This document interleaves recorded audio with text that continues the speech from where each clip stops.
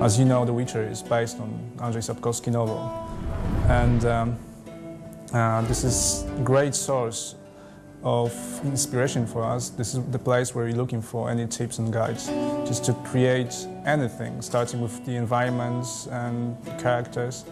And of course, this is the place where you're looking for this unique atmosphere that Andrzej Sapkowski has created. We used lots of actual medieval plans of buildings, some paintings and things like that to create something that looks really beautiful but still has its own style. It's not like mixture of random elements.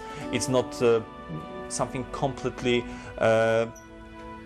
it's not something completely artificial. It's something that we believe could be a real fantasy setting.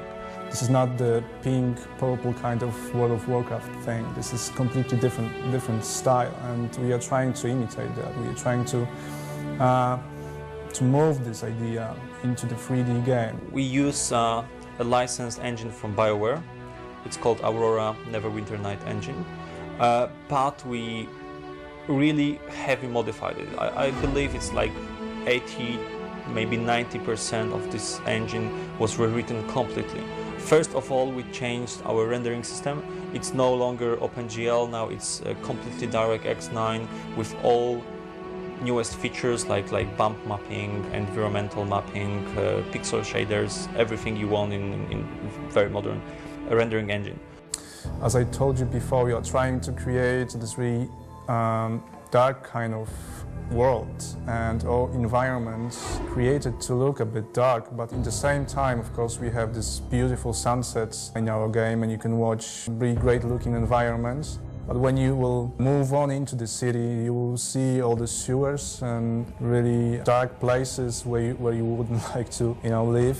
From the very beginning, we wanted to create a real world that looks and feels like a real world. We spent like 6 months hiring a professional, drawer, painter to create the look of the main hero.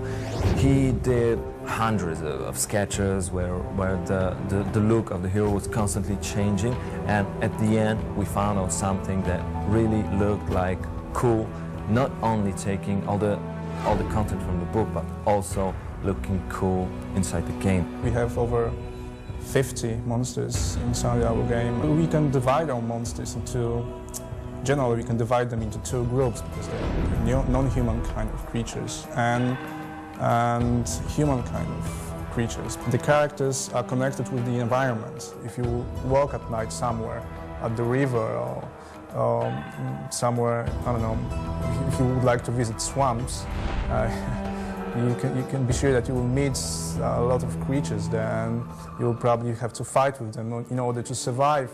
If time passes, you see, sun going down, you see the weather changing, things like that, you can believe it's a real world. So we have a very complex system of weather and day and night cycle. Not only the environment changes, not only you can see that the light changes, shadows, things like that, but also behavior of all people, enemies, monsters, but also animals change during the day and night cycles.